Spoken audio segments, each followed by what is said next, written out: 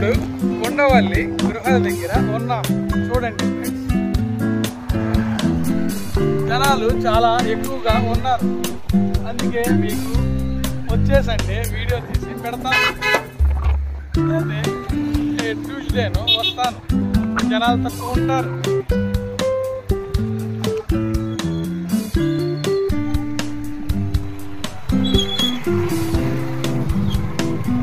చూడండి ఫ్రెండ్స్ ఎంతమంది ఉన్నారో. ఆ గృహాల్లో విష్ణుమూర్తి ఉన్నాడు. టికెట్ కూడా తీసుకోవాలి ఫ్రెండ్స్ పైకి వెళ్ళాలంటే.